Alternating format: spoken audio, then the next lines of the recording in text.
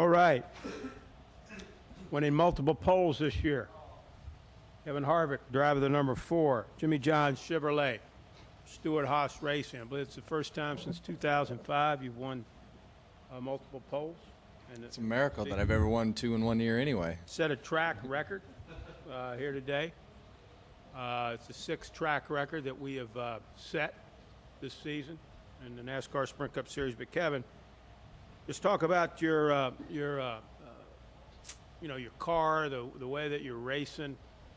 You're looking certainly good, trying to claim that number 3 win in this series, and playing with a lot of confidence right now. Certainly you and Rodney Childers are a good combo. But just talk about how things are shaping up for you here tomorrow night.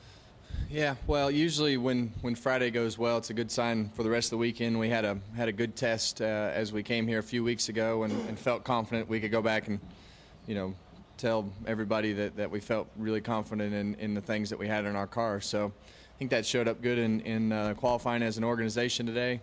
Our car was good when we unloaded it off the truck. Had to make small adjustments here and there to the different tire that they brought. But guys are just doing a great job. I'm just the lucky participant that gets to ride in the car and reap the benefits from a good group of guys in an organization that's doing good work. So it's a lot of fun right now.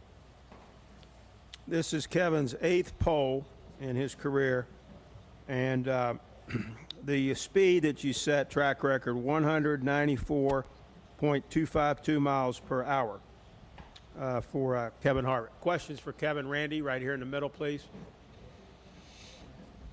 Kevin, Randy Kovitz, Kansas City Star.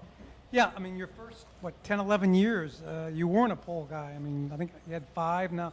You won from here, from the pole last year. You won from the pole at Darlington earlier this year. Just what is it about that view from the front now for you?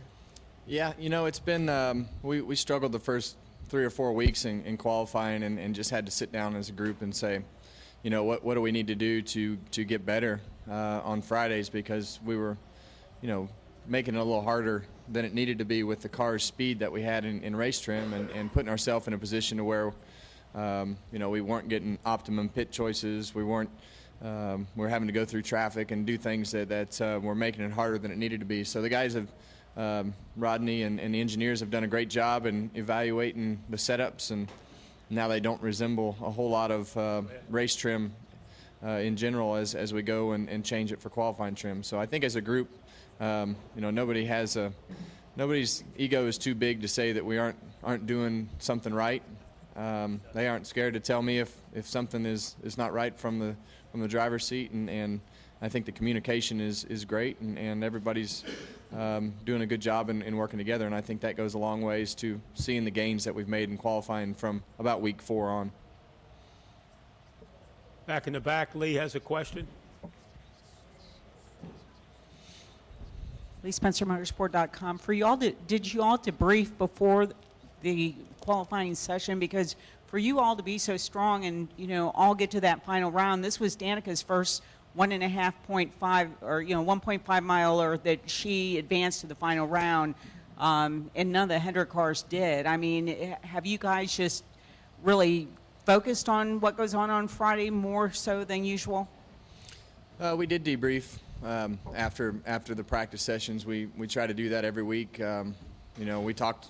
Danica and I talked for about an hour and 15 minutes today about everything that was going on. She obviously did a great job in qualifying, and just basically just needed to quit thinking about it and smash the gas, and that's what she did, and she's done a great job in trying to take in all the information, and I think all the teams have been communicating well, and I think we're probably closer this weekend on Friday and in race trim than we have been anywhere that we've gone so far. So everything's the communication is good right now, and all of us get along well, so that makes things a lot easier, and we can talk openly about what we think about what's going on the racetrack. Go to Jeremiah right there.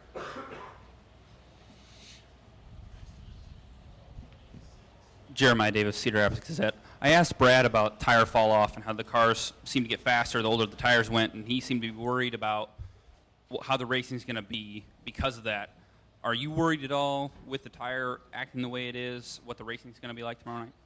Well, I think we should straighten something out first. I think that the racetrack has put the tire in the position that it is in with the fresh asphalt. So I think, we ran a lot of laps here at the test, and Goodyear came back, and the track has taken a tremendous amount of rubber.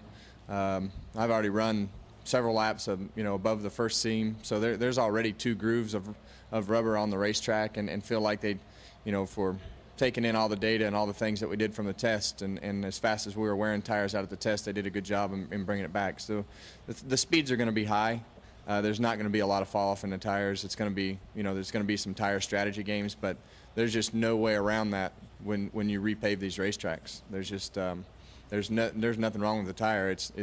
I've been telling them for a while now that you need bigger rocks in the asphalt if you want the tires to wear out. Otherwise, Goodyear has to protect everybody against themselves and make the tire harder so that it doesn't wear out because the speeds are so high. So it's a catch-22. You got to repave these racetracks when there's stuff wrong with them. But I think we could do a better job with the asphalt itself. Nate Ryan and then Stan Creekmore. Nate Ryan, USA Today Sports. Given all that, Kevin. Comfortable? Yeah. Okay. It's not a lot of people in here. It's a lot of room.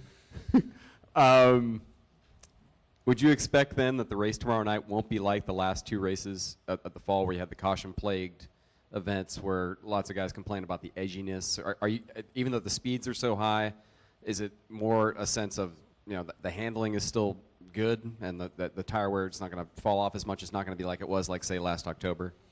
Well, the tire wear is low. I think, last time, I think when they dropped the green flag that I don't really think we all have a real fair and honest opinion. We couldn't give you a fair or honest opinion about what's going to happen when you drop the green flag. I don't think it's going to be like it was when they dropped the green flag last fall here. But, I think that the cars are not going to handle like they have been by themselves in a single file line.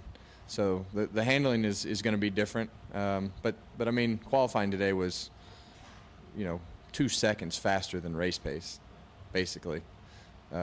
Second half, a second and a half faster than race pace. So it's the